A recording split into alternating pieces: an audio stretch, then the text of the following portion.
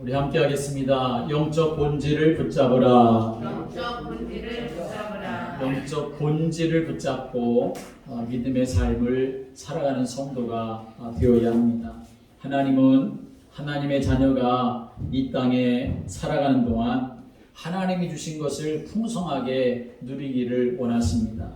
하나님이 우리에게 생명 주시고 또 건강 주시고 또 재능도 주시고 또 우리에게 물질도 주시고 또 필요한 모든 것들을 하나님 다 주시는데 우리가 잘 누려야 하겠지요.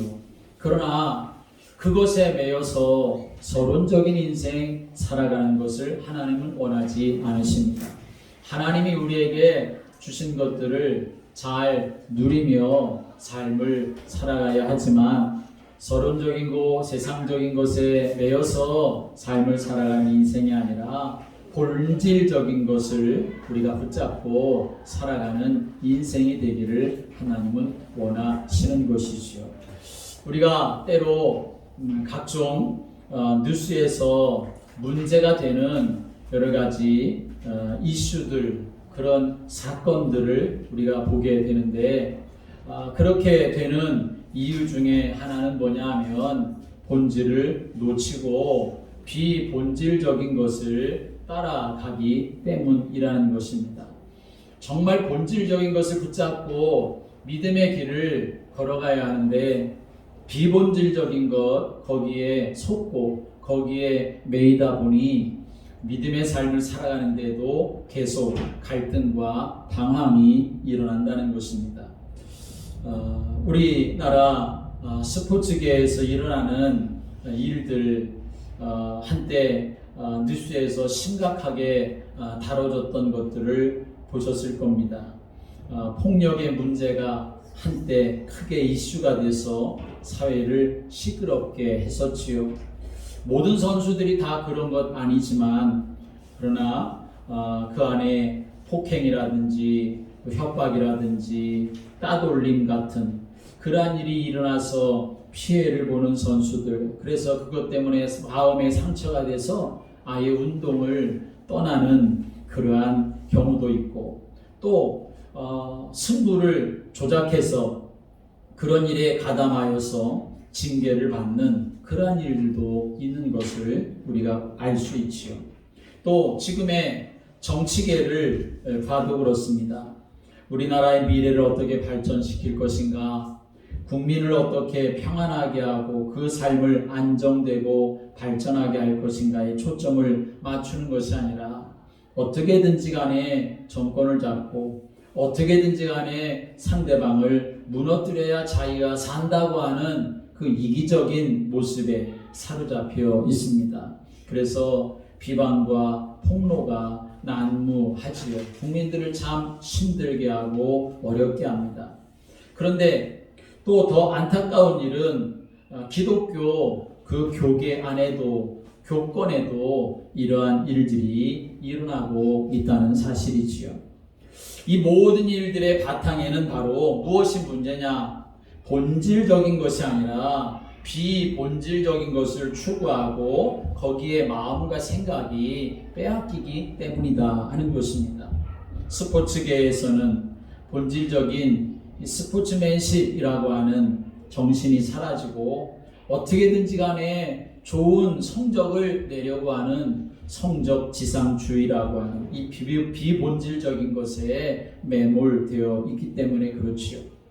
정치에서는 아브라함 링컨 대통령이 노예를 해방하기 위해서 남북 전쟁을 이제 하게 되는데 그 전쟁에서 전사한 장병들을 추모할 때에 했었던 유명한 연설문의 한 문장이 있습니다. 그건 뭐냐 하면 국민의 정부, 국민에 의한 정부, 국민을 위한 정부라고 하는 이 이야기를 했지요. 초등학교 때 이미 사회 시간에 다 그렇게 배웠었던 내용이고 정말 오고 가는 모든 세대에 이 나라, 이 국민, 이 정치의 본질이 무엇이냐 하는 것을 짧은 새 그렇게 말로 표현한 내용인데 그런데 그런 본질을 다 놓쳐버렸기 때문이라는 거죠. 기독교계에서도 마찬가지입니다. 영적 본질을 놓쳐버리고 전부 다 서론에 매여서 창세기 3장, 6장, 11장에 걸려있기 때문에 그런 것이지요. 자기중심, 물질중심, 세상 성공 중심의 관점에 똑같이 사실은 사로잡혀 있는 현실이지요.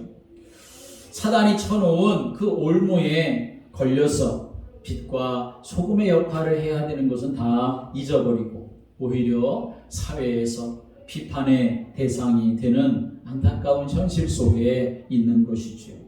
사탄은 어떻게 해서든지 간에 이 비본질적인 것, 본질적인 것을 붙잡는 것이 아니라 비본질적인 것에 매여서 인생 실패하게 하는 것이죠.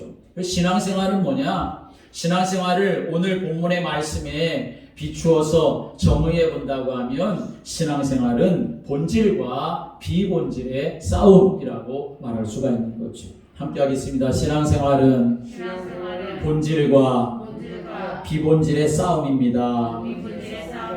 본질과 비본질의 싸움입니다. 여러분들은 영적인 본질을 붙잡으시길 바랍니다. 오늘 말씀을 통해서 영적인 본질과 비본질을 구분하는 그러한 영안이 열려져서 하나님의 절대 계획 속에 들어가 하나님이 주시는 새 힘을 얻고 또 하나님이 주신 사명 여러분이 잘 감당하는 믿음의 승리자들이 되시기를 주님의 이름으로 축복합니다. 오늘 1절, 2절의 말씀 오면 이렇게 말씀하시오. 1절 말씀 같이 읽어보겠습니다. 시작. 그때에 바리새인과 서기관들이 예루살렘으로부터 예수께 나와 이르되. 아멘. 그때라고 하는 것은 지금 예수님이 사역하시는 복음을 전하시고 계시는 그때를 말하는 것인데 그때 바리새인들과 서기관들이 예루살렘으로부터 예수께 나왔다라고 말씀합니다. 바리새인들과 서기관들의 주된 무대는 어디냐 하면 성전이 있었던 예루살렘이었던 거지요. 그런데 지금 예수님은 어디에서 사역을 하고 계시냐 하면 예루살렘이 아니라 갈릴리 지역에서 예수님이 사역을 하고 계십니다. 예루살렘과 갈릴리, 저 북쪽 갈릴리 지역은 결코 가까운 지역이 아닙니다. 그런데 이 주 무대였었던 예루살렘을 떠나가지고 지금 예수님이 사역하시는 갈릴리 지역으로 그 먼 데까지 이 바리새인들과 서기관들이 예수님을 찾아와서 예수님 앞에 나타났다라고 하는 것입니다. 이들이 왜 나타났을까요? 예수님의 말씀을 잘 듣고 거기서 진리를 깨닫고 그 말씀에 순종하려고 예수님께 찾아온 것은 결코 아니었습니다. 이 사람들은 그 당시에 유대 사회의 최고 의결 기구였었던 산헤드린 공회로부터 파견을 받아가지고 예수님의 일거수일투족을 감시하기 위해서 지금 이 사람들이 갈릴리 지역의 예수님 사역 현장에 나타난 거죠. 왜냐하면 이 예수님이 복음을 전하면서부터 이 유대인들, 바리새인들, 서기관들이 위기의식을 느끼고 있었기 때문에 그런 것입니다. 특별히 산헤드린이라고 하는 이 기구는 우리나라의 지금으로 말하면 대법원과 같은 그러한 기구인데 유대 사회의 종교적이고 문화적이고 또 사회적인 모든 심판과 명령을 담당하는 기관입니다. 그래서 그 기관에서 무엇 하나를 결정한다고 하면 거기에 거역할 수 없을 만큼 그렇게 아주 강력한 힘을 가지고 있는 그런 기관으로 바리새인들이 한 71명 정도가 구성되어져 있는 그런 기구였습니다. 예수님의 사역으로 인해서 이 바리새인들과 서기관들 그동안 자기들이 말하는 것이 진리인 줄 알았는데 예수님이 오셔서 복음을 전하시면서 오히려 이 바리새인들과 서기관들 향하여 비판하시고 그리고 진리를 전하시니까 많은 사람들이 예수님을 따르게 되는 것을 보고 이 사람들이 위기의식을 느끼게 되었던 것이죠. 그래서 어떻게든지 예수님의 사역을 방해하려고 했었던 거죠. 그래서 예수님의 말과 행동 가운데서 혹시라도 율법적인 부분에 위배되는 것이 있는지 없는지 그걸 감시하고 있었던 것입니다. 그래서 이미 마태복음 12장 14절의 말씀을 보면 바리새인들이 나가서 예수를 어떻게 하면 죽일까 의논했다라고 말씀하고 있는 것처럼 어떻게 해서든지 이 바리새인들과 서기관들은 예수님을 꼬투리 잡아서 죽음으로 몰고 가려고 했었던 것이 그들의 저의였던 것이죠. 그러던 중에 오늘 본문의 말씀에 보면 이 바리새인들이 한 가지 꼬투리를 잡게 되는데 그건 뭐냐 하면 이 제자들이 떡을 먹을 때에 손을 씻지 않은 것, 그걸 이제 꼬투리 잡은 것입니다. 아니 이게 뭐가 그렇게 대단한 일이고 뭐가 그렇게 큰 문제가 되는 것인가 우리가 의아해 생각할 수 있지만 당시에 바리새인들과 서기관들에게는 철석같이 믿고 있었던 장로들의 유전, 그 장로들의 전통에 위반되는 일이었습니다. 여기서 말하는 장로라고 하는 것은 장로라고 하는 사람들은 나이가 많고 율법에 능통한 그러한 바리새인들을 말하는 것인데 이 사람들은 공식적으로 말하면 그 바리새인들과 랍비들을 말하는 것인데 이 사람들은 아주 공식적으로 율법을 해석할 권한을 가진 그러한 사람들입니다. 그래서 이들이 무엇인가를 해석했다. 그래서 백성들에게 알리고 선포했다. 그것은 마치 하나님의 말씀과 같은 정도의 권위를 가지고 있었습니다. 그래서 어떤 면에서는 장로들의 전통이 하나님의 말씀보다도 더 중요하게 여겨지는 그러한 정말 우를 범하는 일이 일어나게 되었던 거죠. 그런데 지금 제자들이 딱 걸린 겁니다. 감시하러 온 이 바리새인들과 서기관들에게 장로들의 전통에 위반되는 그러한 일을 하게 됐던 거죠. 떡을 먹을 때 손을 씻지 않은 일이지요.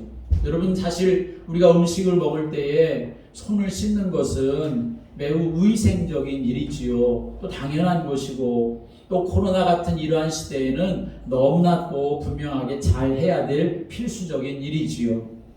그런데 그것을 종교적인 규례로까지 만들어가지고 백성들을 올가매고 있는 것이 지금 이 장로들의 전통 바리새인들과 서기관들이 행하는 일이었다는 거지요. 물론 이런 규정이 성경에 없는 것은 아닙니다.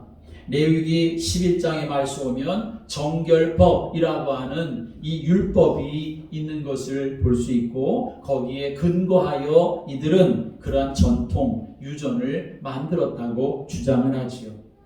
유대인들에게 있어서 정결하다라고 하는 것은 아주 특별한 의미가 있습니다. 정결하다라고 하는 것은 무슨 의미냐 하면 성전에 들어갈 수 있다라고 하는 것을 말하는 것입니다. 또 정결하다라고 하는 이 말의 뜻은 뭐냐 하면 하나님 앞에 선다라고 하는 의미를 가지고 있는 것입니다. 그래서 유대인들에게 있어서 이 정결법이라고 하는 것은 특별한 취급을 받는 것이 당연한 거지요. 하나님 어떤 하나님이시냐? 정결하신 하나님이시기 때문에 그 정결하신 하나님 앞에 정결하지 아니하면 절대로 설 수가 없기 때문에 모든 것에 정결법을 적용시켜가지고 삶을 살아가도록 만들었던 거지요. 그래서 출애굽기 30장 19절의 말씀에 보면 제사장이 성막에 들어가기 전에 놋 물두멍에서 수족을 깨끗이 씻도록 그렇게 정해놓는 율법이 있었습니다. 그런데 이런 모든 규례가 일상생활을 위한 규례는 아니었던 거지요. 그런데 문제는 뭐냐 하면 이스라엘 백성들이 계속 하나님을 잘 섬기다가 끝까지 승리했던 것이 아니라 이스라엘 백성들이 하나님을 제대로 섬기지 못해서 이방 사람들에게 포로로 잡혀가는 그런 일들이 있지 않았습니까? 그런 포로 생활이 짧게 몇 년 그렇게 한 것이 아니라 긴 시간 동안 그렇게 포로 생활을 하면서 이방 사람들의 문화에 완전히 노출되면서 이제 다시 포로에서 귀환되었을 때에 우리가 이렇게 해서는 안 되겠다 했기 때문에 뭘 강조하게 됐냐 하면 정결법을 매우 강조하게 되어지는 일이 일어나게 되었던 거죠. 그런데 문제는 뭐냐 하면 하나님 앞에 우리가 정결해야 된다라고 하는 사실을 알고 그렇게 살려가려고 그걸 강조하다 보니 시간이 지나면서 어떤 일이 생겼냐면 형식적이 되어지는 일이 되고 말았다라고 하는 것입니다. 그래서 결국에는 하나님의 말씀하시는 본질과는 전혀 상관없이 형식적인 것에 매여서 비본질적인 것이 전부인 것처럼 붙잡고 지금 삶을 살아가고 그것으로 인하여서 사람들을 정죄하고 비판하는 일이 일어나게 되었던 것이요. 오늘 제자들이 떡 먹기 전에 손 씻지 않은 일, 뭐 우리가 지금 일상적으로 오면 뭐 그게 대단한 일처럼 보여집니까? 그런데 그거 하나 붙잡고 지금 예수님을 꼬투리 잡아서 죽이려고 하는 시도가 여기에서 일어나고 있다는 것입니다. 이런 문제를 예수님께서 아시고 그들을 향해서 뭐라고 말씀하시냐면 14절에 이렇게 말씀합니다. 14절의 말씀 한번 읽어볼까요? 14절 시작. 그냥 두라. 그들은 맹인이 되어 맹인을 인도하는 자로다. 만일 맹인이 맹인을 인도하면 둘이 다 구덩이에 빠지리라 하시니. 아멘. 여러분, 우리가 정말 예수가 그리스도라고 하는 이 본질적인 걸 붙잡지 못하고 비본질적인 것을 붙잡고 우리가 삶을 살아가면 하나님을 그렇게 잘 섬긴다고 하는 온갖 규정을 다 만들고 하나님을 잘 섬긴다고 하는 이 바리새인들과 서기관들 같은 맹인이 되어지는 삶을 살아가게 된다는 거죠. 맹인이 맹인을 인도하면 둘 다 구덩이에 빠진다. 예수님이 그렇게 말씀하셨습니다. 바리새인들과 서기관뿐만 아니라 이스라엘 백성들 모두가 다 총체적인 그런 난국에 빠지게 된다는 거죠. 결국은 지옥의 구덩이에 빠지게 되고 멸망의 길로 갈 수밖에 없다. 예수님이 말씀하고 계시는 거죠. 이렇게 된 이유는 다른 것 없습니다. 바리새인들과 서기관들이 하나님의 말씀에 올바른 관점을 가지지 못했기 때문에, 그래서 영적인 본질을 붙잡지 못하고 비본질적인 것에 매여서 삶을 살아가기 때문에 그렇습니다. 여러분, 우리가 신앙생활 할 때도 그렇습니다. 우리가 보여지는 건 많을 수 있고 들려지는 건 많이 있을 수 있고 우리의 생각에 별 생각이 다 들어올 수 있지요. 그런데 여러분, 그럴 때마다 우리는 걸러내는 자가 되어야 합니다. 본질적인 것이 뭐냐? 그걸 붙잡아야 내가 승리할 수 있고 마귀한테 속지 않을 수가 있는 것이고 내 마음과 생각이 빼앗기지 않을 수가 있는 것입니다. 그런데 그걸 놓쳐버리면, 정말 본질적인 것을 붙잡아야 되는데 그걸 놓쳐버리면 우리는 그저 다른 것에, 다른 사람의, 다른 환경에 영향받아서 우리 스스로 무너지는 그러한 일을 당하게 되는 것입니다. 영적으로 비본질적인 것은 창세기 3장, 6장, 11장의 자기중심적인 것, 물질 중심적인 것, 세상 성공 중심적인 것, 그것으로 생각하고 그것을 바라보고 그것을 향해서 달려가고 그것이 기준되는 것을 말하는 것이요. 그러니 하나님의 말씀과는 전혀 상관없는 삶을 살게 되고 결국은 하나님을 대적하게 되는 것이고, 그 마지막 코스는 뭐가 되겠습니까? 바벨탑을 쌓는 일이 되고 마는 것이요. 결국은 영원한 멸망의 길을 갈 수밖에 없는 것입니다.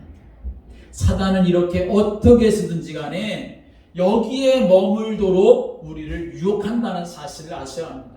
우리가 예수가 그리스도라는 언약을 붙잡고 믿음의 삶을 살아가지만 사단은 계속해서 우리에게 그렇게 비본질적인 것, 그것이 너무나 중요한 것처럼 보여지고 그것 붙잡지 않으면 안 될 것처럼 보여지게 만들어서 우리가 하나님의 은혜 안에 거하지 못하도록, 하나님이 주신 절대적인 사명 붙잡고 삶을 살아가지 못하도록 역사한다는 것입니다.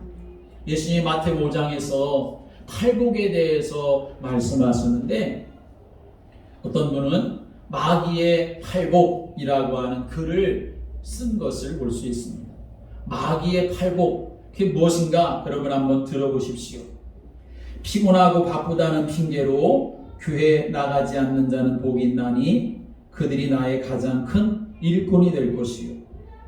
목사의 과오나 흠을 보고 트집을 잡는 자는 복이 있나니 백날 설교를 들어도 은혜를 받지 못할 것이요 교회 나오라고 통사정을 해야 나오는 자는 복이 있나니 그들은 교회 안에서 따돌림을 당할 것이요 남의 말 옮기기를 좋아하는 자는 복이 있나니 그들은 내가 가장 좋아하는 다툼과 분쟁을 일으킬 것이며 걸핏하면 삐죽거리고 트집 잡는 자는 복이 있나니 그들은 작은 일에도 화를 내고 교회를 옮겨 다닐 것이며 하나님의 일과 헌금에 인색한 자는 복이 있나니 그들은 나의 가장 큰 친구가 될 것이며 성경 읽고 기도할 수 없을 만큼 바쁜 자는 복이 있나니 그들은 나의 유혹에 쉽게 넘어가 마침내 나의 조롱거리가 될 것이요 하나님을 사랑한다고 하면서도 자기의 형제나 이웃을 죽도록 미워하는 자는 복이 있나니 그들은 나의 영원한 친구가 될 것입니다 라는 글입니다. 여기에 뭐 아멘하면 정말 큰일 나겠지요. 오늘 우리가 이 내용을 좀 살펴보면 영적 본질에서 벗어나게 하는 것, 그게 바로 사단의 유혹이다 라는 사실을 우리는 알 수 있습니다. 하나님의 말씀대로 살지 못하도록, 하나님의 말씀의 본질을 놓치고 삶을 살아가도록 사단이 끊임없이 공격을 한다는 사실을 우리는 알아야 합니다. 오늘 여러분, 우리는 이런 것과는 좀 차원이 다른 삶을 살아가야 하는 거죠. 정말 우리는 창세기 3장, 6장, 11장에서 완전히 벗어나서 사도행전 1장 1절, 3절, 8절에 그 말씀 속으로 들어가는 자가 되어야 합니다. 오직 예수 그리스도로 결론을 내고 오직 하나님 나라 확장에 우리가 집중을 하고 오직 성령 충만함에 권능을 우리가 힘입어서 하나님이 주신 절대 사명 붙잡고 믿음의 길을 걸어가는 것, 그것이 우리가 붙잡아야 될 영적 본질이라는 사실을 여러분이 마음에 담으시기를 주님의 이름으로 축복합니다. 오늘 바리새인들이, 서기관들이 예수님께 지금 제자들이 한 일을 보면서 시비 걸려고 예수님께 나와서 질문을 하는 거지요. 당신의 제자들이 어찌하여 장로들의 전통을 범합니까? 떡 먹을 때에 손을 씻지 아니하더군요 라고 이렇게 예수님께 나와 제자들을 비난하고 예수님께 질문하지요. 그런데 바리새인들과 서기관들의 이 완악한 질문에 예수님께서는 아주 단호하게 말씀하십니다. 뭐라고 말씀하십니까? 3절의 말씀은 이렇게 말씀하죠. 3절 말씀 같이 읽겠습니다. 시작. 대답하여 이르시되 너희는 어찌하여 너희의 전통으로 하나님의 계명을 범하느냐. 아멘. 어찌하여 너희들은 하나님의 말씀보다 인간의 전통을 더 우선시하느냐. 예수님이 이렇게 말씀하고 계시다는 것입니다. 한마디로 본질을 놓쳤다라고 말씀하고 계시는 거죠. 그러시면서 지금 너희가 남의 말을 하고 남의 꼬투리나 잡는 상황이 아니라는 것을 예수님이 한 가지로 예를 들어서 말씀을 하시고 그들에게 책망을 하십니다. 그게 바로 4절부터 6절의 말씀에 나오는 거죠. 바리새인들과 서기관들이 하나님의 말씀을 왜곡해가지고 자기들의 유익을 추구하려고 하는 그 내용을 예수님이 지금 말씀하시는 거죠. 4절부터 6절의 말씀 같이 읽어보겠습니다. 4절부터 시작. 하나님이 이르셨으되 내 부모를 공경하라 하시고 또 아버지나 어머니를 비방하는 자는 반드시 죽임을 당하리라 하셨거늘 너희는 이르되 누구든지 아버지에게나 어머니에게 말하기를 내가 드려 유익하게 할 것이 하나님께 드림이 되었다고 하기만 하면 그 부모를 공경할 것이 없다 하여 너희의 전통으로 하나님의 말씀을 하는도다. 예수님이 지금 이 말씀하시는데 이 말씀은 무엇에 대한 말씀하고 계시냐면 고르반이라고 하는 제도를 예수님께서 이용하셔서 지금 이 서기관과 바리새인들이 본질을 놓치고 있는 것에 대해서 예수님이 분명하게 가르쳐주고 계시는 것입니다. 고르반이라고 하는 말은 뭐냐면 하나님께 바쳐졌다, 하나님께 드려졌다, 하나님께 드려진 예물이라고 하는 의미를 가지고 있는 것이 고르반이라고 하는 말입니다. 그래서 이 고르반 제도는 어떤 물품이든지 아니면 어떤 재산이든지 간에 고르반이라고 하면 이건 하나님께 드려진 거야 라고 하면 그것은 절대로 다른 용도에 쓸 수가 없게 하는 마치 일종의 서약 제도와 같은 것입니다. 그런데 이 유대인들이 그것을 지금 악용하고 있는 것을 예수님이 책망하고 계시는 거죠.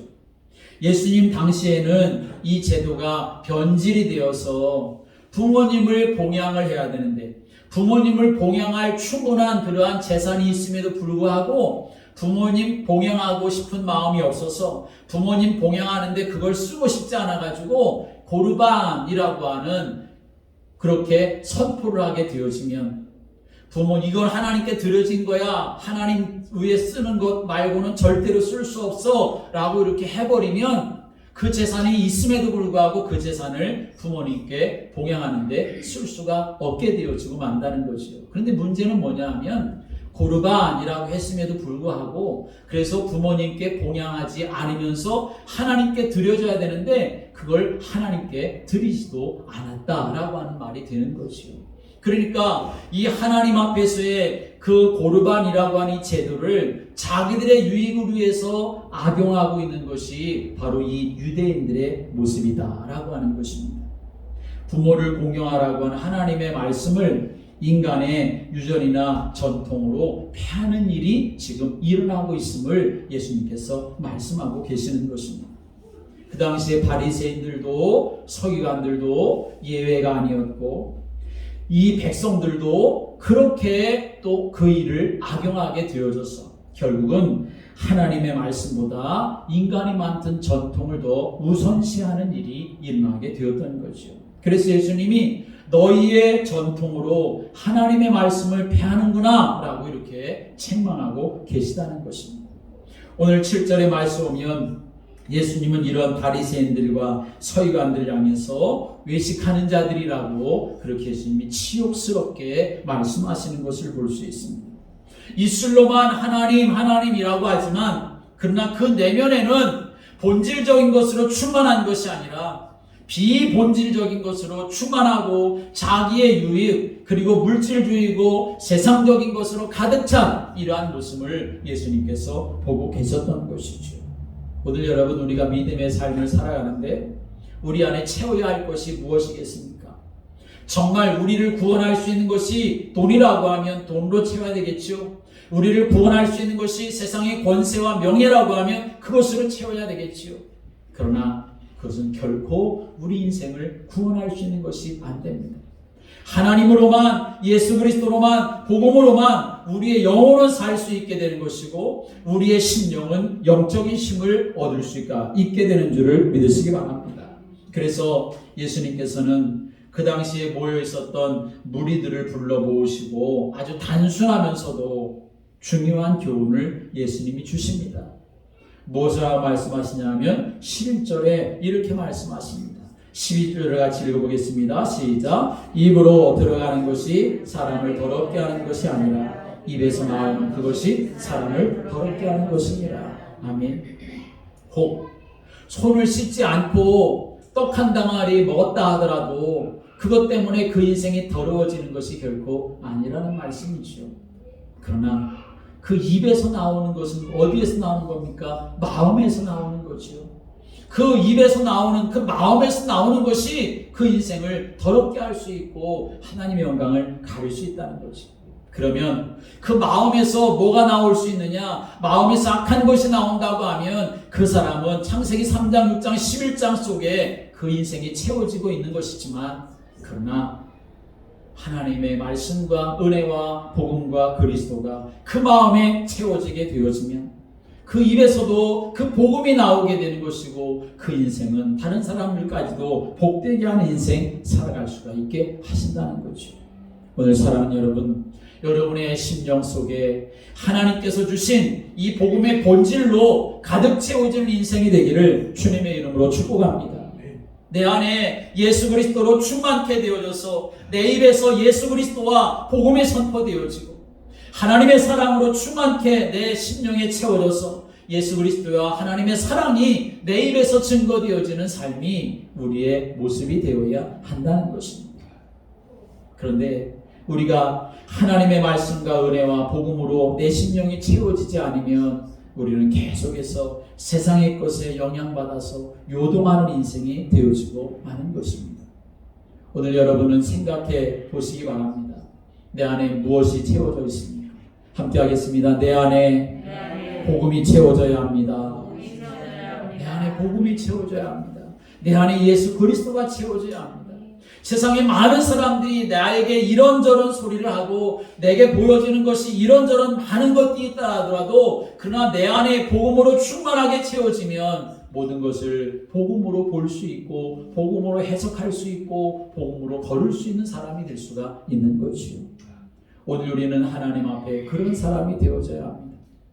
오늘 바리새인과 서기관처럼 그렇게 예수님이 하시는 일들을 보며 꼬투리 잡고 예수님이 하시는 일을 가지고 걸고 넘어뜨리려고 하는 그런 인생으로 우리 인생이 사는 것이 아니라 오늘 나 자신을 바라보면서 내게 채워져야 될 것은 오직 본질 복음밖에 없구나 하는 사실을 여러분이 붙잡고 날마다 예수 그리스도로 충만케 되어 하나님의 은혜를 누리고 또 그 사실을 증거하는 그러한 믿음의 성도들 되시기를 주님의 이름으로 축복합니다. 기도드리겠습니다. 하나님 아버지, 입에서 들어가는 것이 사람을 더럽게 하는 것이 아니라 입에서 나오는 것이 사람을 더럽게 한다고 말씀하셨습니다.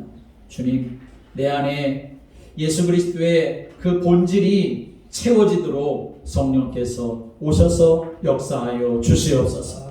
그래서 하나님, 내 안에서 나오는 그것이 다른 인생을 살리고 다른 인생에게 예수 그리스도를 알게 하고 다른 모든 인생 속에 하나님 나라를 이루어가는 삶이 되도록 주님 우리를 사용하여 주시옵소서. 하나님 아버지, 세상에 보여지고 세상에 들려지는 것 때문에 영향받고 비본질적인 것에 마음과 생각 빼앗기는 인생이 아니라 우리는 오직 예수 그리스도가 되게 하시고 하나님 나라가 되게 하시고 성령 충만한 저희들 되도록 인도하여 주옵소서. 그래서 나를 통하여 하나님이 기뻐하시는 복된 역사에 하나님 우리가 쓰임받게 하시고 하나님 나라를 이루어가는 성도이 되도록 통치하여 주옵소서. 예수 그리스도의 이름으로 기도드립니다. 아멘.